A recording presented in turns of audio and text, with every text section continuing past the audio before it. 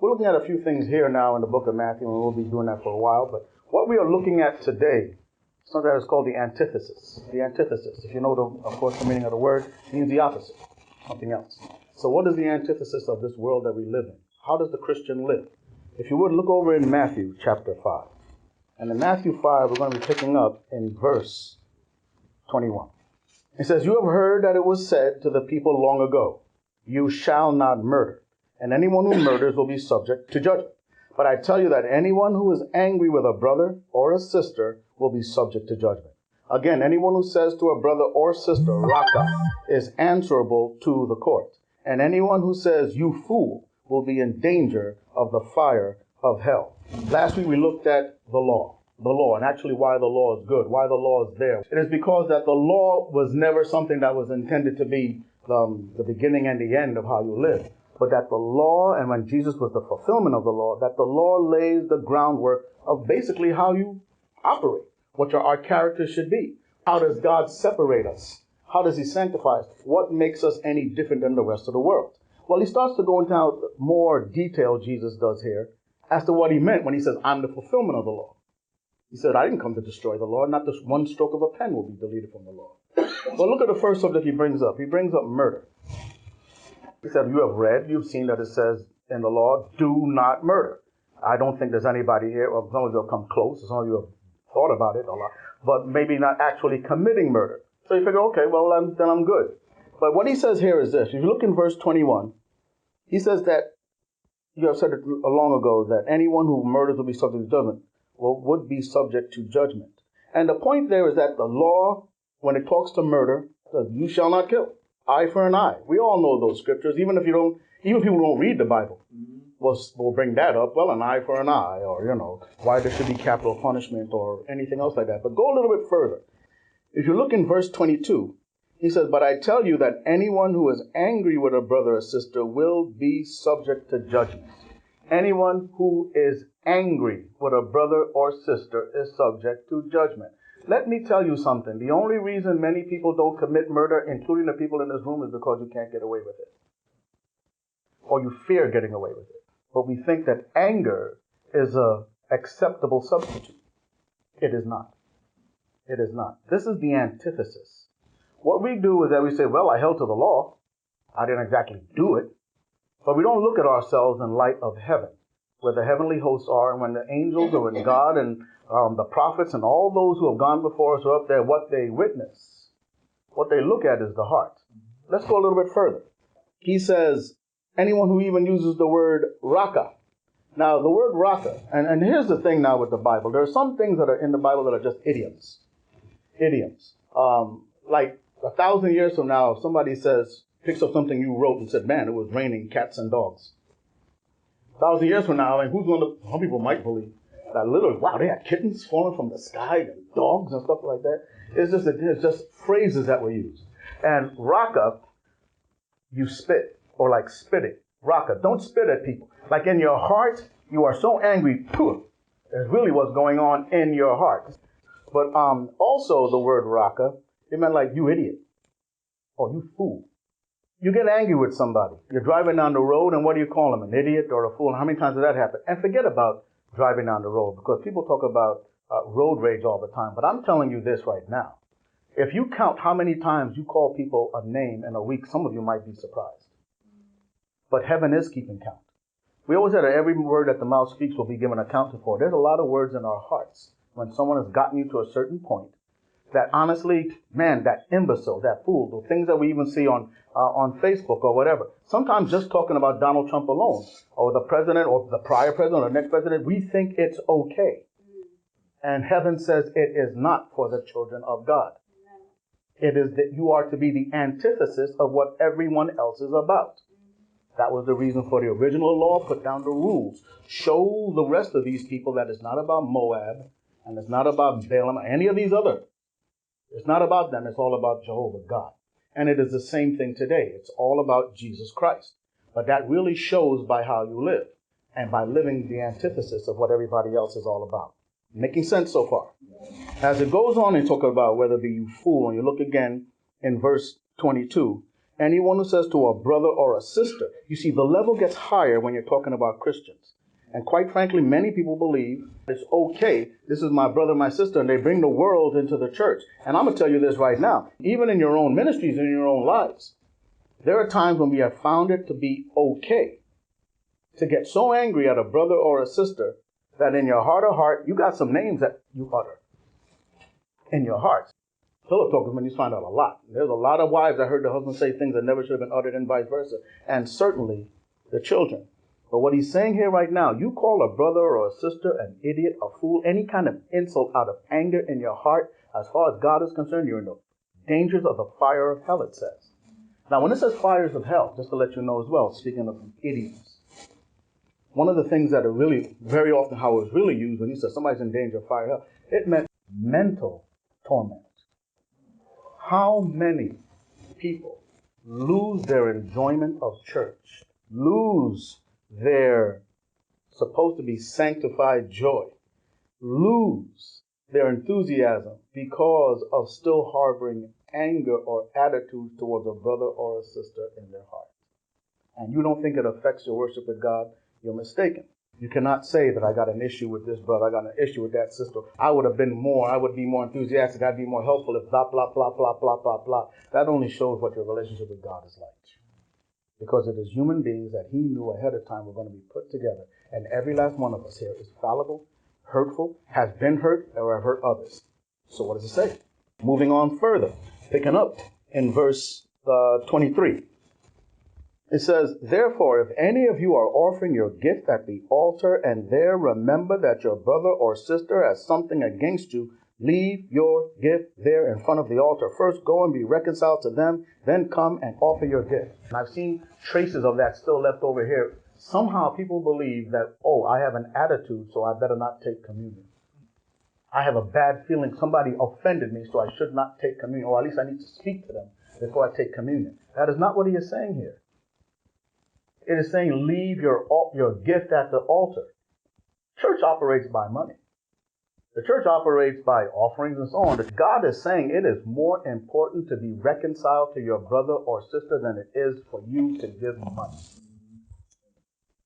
You get what I'm saying? That wasn't preached at the last church I was going to, because the fear then is that a lot of people are just going to hold back their money. Well, quite frankly, God don't want you and your half-hearted money. God runs his ministry. Your obligation is to give because he said so, period. And you playing games with him, well, then, the devil will play games with your financial life.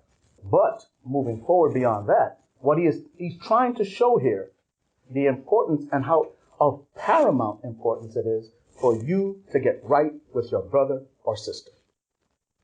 And it doesn't say here if you have an attitude. He said if someone has something against you, and I've said this before, how many times have people have been hurt or wounded, and you know you were part of the problem.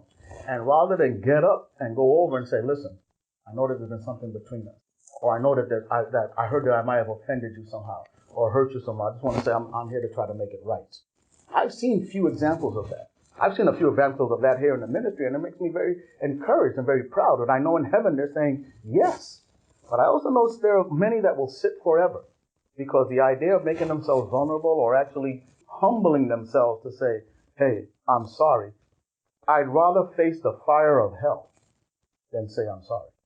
Whatever all the things you're thinking about is the problem with the church, quite frankly, if you have that heart, then you're the problem with the church. In heaven, he knows. Part of our responsibilities is to be reconciled with anybody that we can. That's our brother or a sister. When you know about other people's sins, sometimes you can justify you holding on to something in your heart. Well, look at the way she is, or look at the way he is, blah, blah, blah, blah. That has nothing to do with the incident or something that you have said or done that you need to make right. Make it right. You don't stop and say, yeah, but they're lukewarm, or they're cold, or they're this, or they're that. Is it as far as heaven is concerned, is there murder in your heart? You know what goes on when you have things in your heart? Slander becomes easier. Gossip becomes simpler. We sit there, and even though we talk about, oh, I shouldn't do this, I shouldn't take communion, we pop that crack in our mouth real quick. Anyway, because now the heart has gotten harder. And the mental anguish and the mental torment that the devil enjoys so much and uses so much to stop you and your ministry The Holy Spirit wants to speak through a ministry. He's not concerned how many are there.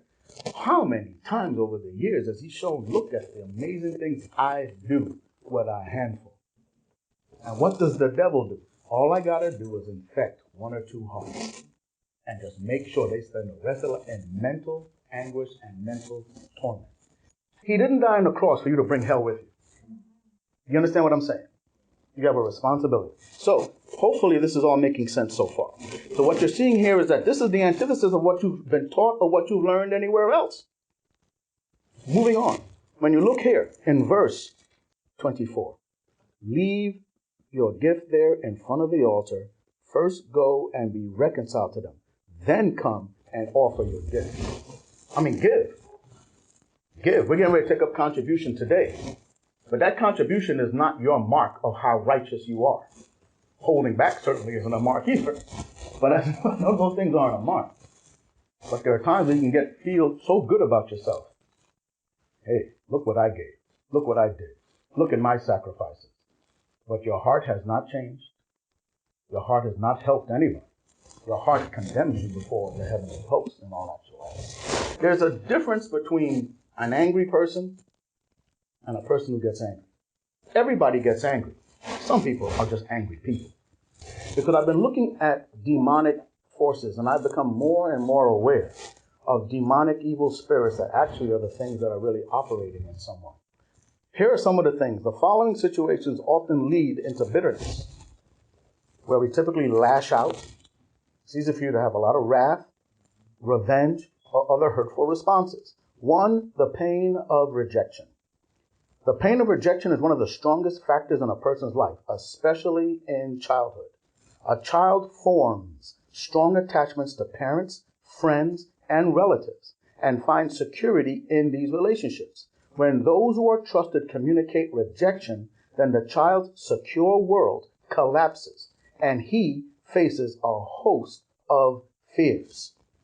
The pain of rejection and the torment of fears can cause the child to develop deep bitterness towards the one who is responsible for this pain. When parents get divorced, their children typically experience the pain of rejection. Keep going on.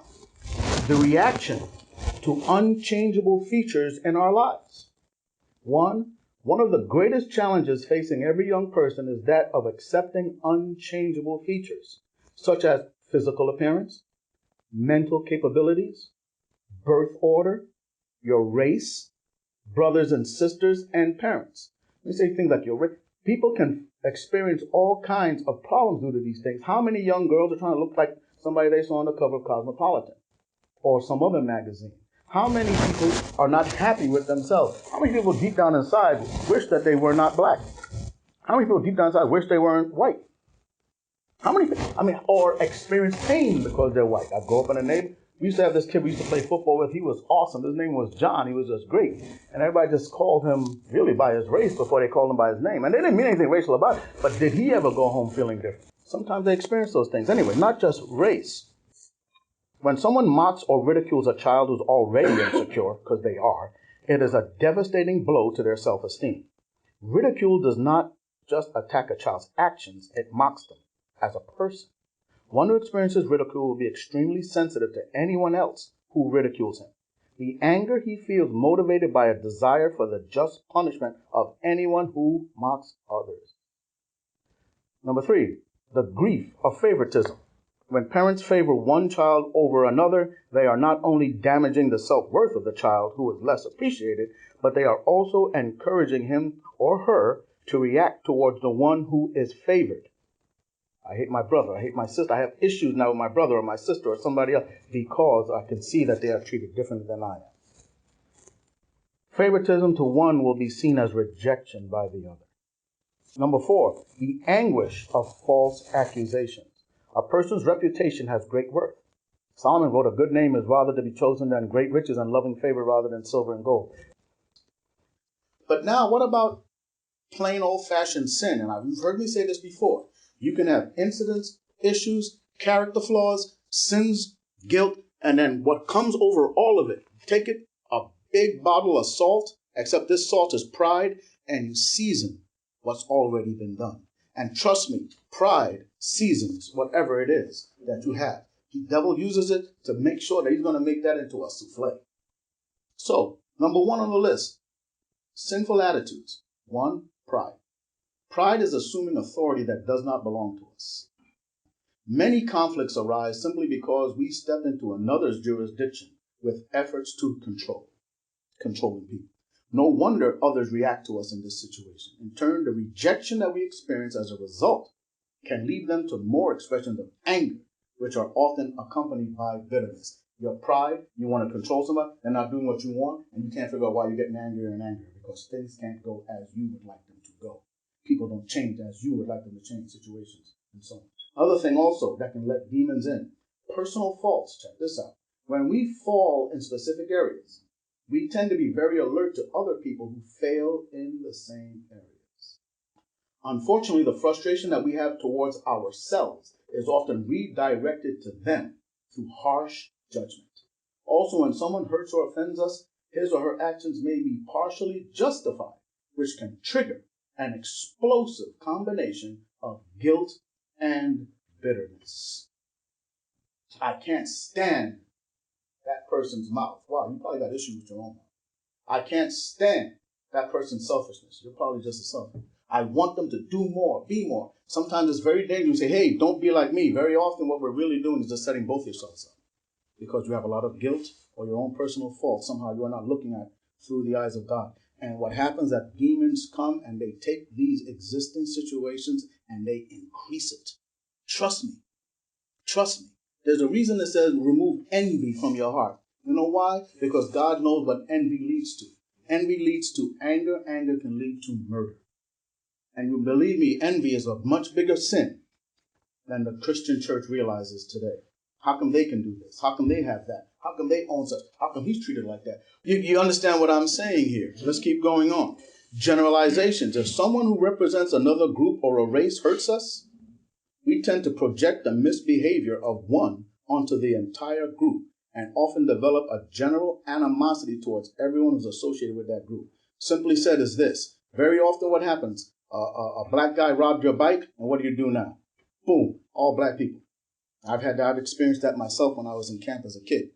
But I won't go into the whole details, but just because I was black, a group of white guys came to me, confronted me, accused me of something, and what did they say?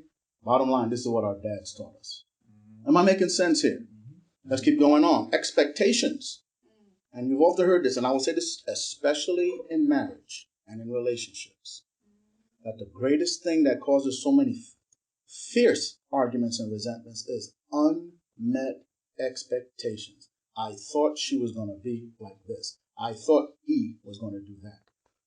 When people make promises and fail to keep them, we tend to hold that against them and become resentful of their failure to fulfill our expectations. When we expect certain behavior or benefits from others, especially those who are closest to us, and they do not act as we expect, this resentment can also occur. Envy is bitterness towards another person who has received something that we want and we think that we deserve. Envy is a form of anger that might not be obvious to others until something triggers an angry outburst or reaction by the envious person. And the last one, at least over here right now, we're taking up offenses. One of the most entangling causes of bitterness occurs when a person who was not directly involved in an offensive situation takes up an offense on behalf of the one who was offended. I love that scripture that says, like the pulling on a sleeping dog's ear is the one who gets involved in an argument, not their own. And very often we feel like I have to make something right. And sometimes it can happen vicariously. You're watching news, you see something that happens, and all of a sudden you want to go out there and make sure, even though you only know half the story, that you take revenge, if you could, on the people who did whatever it was you disagreed with. This kind of bitterness is deep-seated and often endures even when the one who was offended forgives the offender. In other words, they make up between the two of them, but you're still ticked off. That's another reason why I hate slander and gossip, because very often what happens after two people make up, but while you were in there mixing things up with your own brand of humanistic resolutions, you walk away with an attitude, or now they both hate you, or what have you. Or you walk away still with things in your heart while they've already made up and they've moved on. Is this making sense? So, when we become angry, we should identify the past experiences. Last thing, Most of the times, the things that sends you into another stratosphere is because of experiences that have been stored up in your heart. Things stored up in your heart. Somebody disrespected you when you were 15, and now something similar seems to happen when you're 45. That experience didn't go away. That feeling, unless you resolved it, it didn't go away. And now people can't understand why you explode, why you get so hot, why you get so angry, why you lose it. You can't understand why you react a certain way. Why? There are things in your heart that you need to resolve. And those people may have been long gone out of your life, but the pain is still there. The pain of rejection, the pain of ostracization, the pain of being taken advantage of. So what do? Stay a slave? No. Let's close this out. I was watching this documentary on President Donald Trump. And in the interview, he's asking him about his relationships, family relationships. He talked about his father was with him. And basically, his father had no use for him until he's 21. His father just didn't have use for anybody until they were 21. So he pretty much grew up with a father that was like, if it's business, are you ready to do business now? That's all that his father cared about. And I said to myself, is it any wonder? His character and the way he looks at things. Only in heaven could they even begin to understand. Now it's his responsibility to resolve it. But at the same time, I understand. Start thinking about it. Man, I really didn't have a relationship with my dad when I was 14, 15, 16, 17. When I turned 21, and now I can turn a profit. Now I can learn business, and now we're close. How many of us, how would we feel? There's an anger in there. There's an anger in there. Moving on. Have you guys ever heard of the cocaine grandma? The cocaine grandmother, Griselda Blanco. She was a woman who really revolutionized how even assassinations are done. She was from Colombia. We don't have time to get into it right now. But bottom line was that she said she was responsible for close to 200 murders. And when she had people killed, I mean, it was merciless. She was married 3 times, had all 3 of her husbands killed. You could offend her. There was a party, somebody threw her son out and said, you can't stay. I don't know what her son was doing, whatever. She had him killed. There was a 2-year-old that was killed. Once she wanted to have the father killed, instead the 2-year-old was killed. And she rejoiced. Oh, this will hurt him more. This will hurt him more. There is some anger that goes to a point where God says there are some believers that are no different. I want you to look to see this from Jesus Christ's eyes. This is why we can't just be led into heaven. This is why we can't get into heaven without Christ. Because much of we think we're good people. God, you can't let those kind of hearts into heaven. And he's saying, while you're here on earth, I can't even barely let them kind of hearts into the kingdom. Or you will be useless in the kingdom.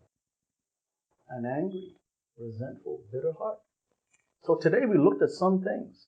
1, deal with your past. Forgive those that you cannot step face to face with. Ask the God of heaven to heal your heart of pain, of rejection.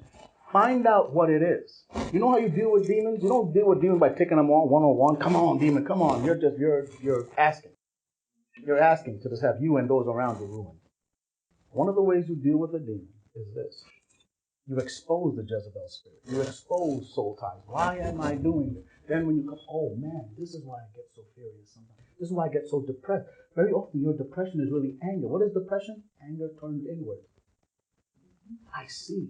I'm still thinking about those people in the 6th grade, how they made me feel.